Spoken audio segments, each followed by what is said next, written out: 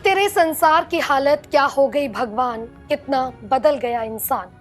1954 में कवि प्रदीप ने फिल्म नास्तिक के लिए ये गाना लिखा था, जो इस वक्त देवभूमि हिमाचल में पेश आ रही घटनाओं पर बिल्कुल सटीक बैठ रहा है। क्योंकि जब आस्था के मंदिरों में दिखावे का मेला सजने लगे और श्रद्धा की जगह नोटों की गड्डियां भगवान की मूर्तियों पर फेंकी जाने लगे, जब मंदिरों में आरती की जगह दूसरे विशेष धर्म का ऑटो प्ले वीडियो बजने लगे, तब समझिए कि धर्म अब बाजारू तमाशे की ओर बढ़ चला है। आस्था अब प्रोटोकॉल में कैद हो चुकी है और धर्म प्रशासन की मेहरबानियों पर पल रहा है। देवभूमि कहे जाने वाले हिमाचल में अब भक्ति नहीं, प्रभावशाली बाबाओं और धर्म के साथ गद्दारी करने वालों का प्रभाव दिखाई दे रहा है। बाबा बालकनाथ जी, जिनकी गुफा सैकड़ों वर्षों से साधना, तपस्या और त्याग का प्रतीक रही है, उसी पवित्र स्थल को अब नोट उड़ाने की धन प्रदर्शनी में बदला जा रहा है। और सबसे हैरानी इस बात की है कि यह सब कुछ न्यास प्रशासन की आंखों के सामने होता है और वे उसे ऐसे निहारते हैं जैसे कोई आध्यात्मिक चमत्कार घट रहा हो। क्या यही वह हिमाचल है जहां साधु वेश का मतलब संयम और सच्चाई था? क्या यही वह हिमाचल है जहां भक्त फूल लेकर भी डरते डरते आते हैं कि कहीं नियम न टूट जाए? क्या वाकई यह वही हिमाचल है जहां के मंदिरों में नोट उड़ाने की आजादी वीआईपी सुविधा के रूप में दी जा रही है? आज बात करेंगे बाबा बालकनाथ मंदिर में पेश आई एक बाबा के पाखंड और मां चिंतपूर्णी मंदिर में दूसरे धर्म के वीडियो के ऑटो प्ले के बाद उसी धर्म की किताब की ऑटो डिलीवरी की। लेकिन उससे पहले आपसे गुजारिश है कि खबर को पूरा सुनने के बाद अपनी राय हमारे साथ जरूर साझा कीजिएगा। चलिए तो खबर में अब आगे बढ़ते हैं। उत्तरी भारत के प्रसिद्ध सिद्धपीठ बाबा बालकनाथ मंदिर दियोटसिद्ध से वायरल हो रही इस वीडियो में आप देख सकते हैं कि इस पावन गुफा में आस्था की नहीं बल्कि विदेशी करेंसी की बारिश हुई। और मजे की बात यह रही कि यहाँ मौजूद न्यास प्रशासन भी ये सब होता देख रहा था, मानो जैसे यह कोई आध्यात्मिक जल वर्षा हो। पंजाब से आई संगत के तथाकथित महान बाबा ने श्रद्धा और विनम्रता के सारे पाठों को एक झटके में बाहर फेंक दिया और विदेशी नोटों की गड्डियों को बाबा बालकनाथ जी की मूर्ति की ओर यूं फेंका जैसे वह खुद को भगवान से भी ऊपर समझता हो। मंदिर की मर्यादा, शिष्टाचार और परंपरा की ऐसी तैसी करते हुए इस धन योगी ने दिखा दिया कि पैसा सिर्फ बोलता नहीं बल्कि उछल कर भी गिरता है।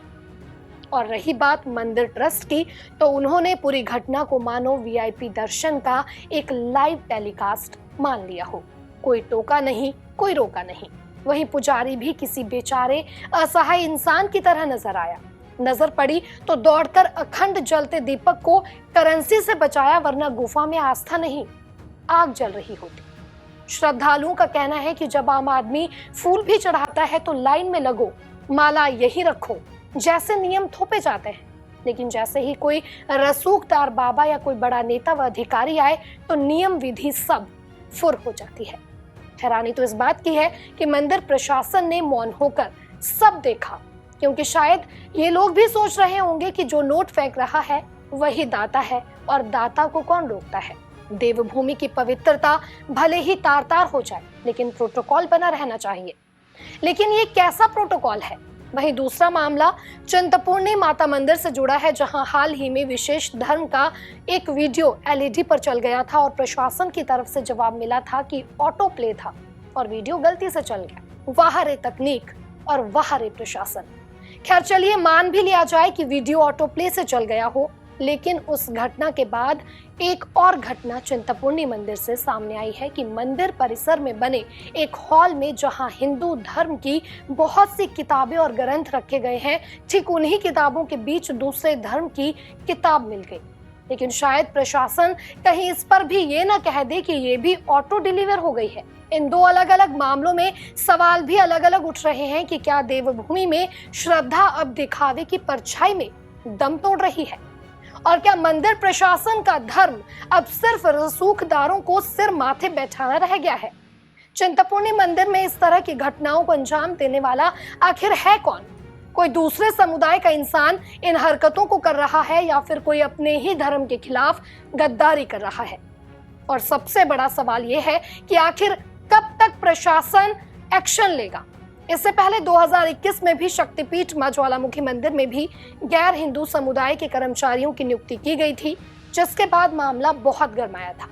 विश्व हिंदू परिषद के कार्यकर्ताओं ने आपत्ति जताते हुए उस वक्त कहा था कि हिंदू एंडोमेंट एक्ट 1984 के अनुसार हिंदू मंदिर में कोई भी गैर हिंदू कार्यकर्ता नहीं रखा जा सकता है।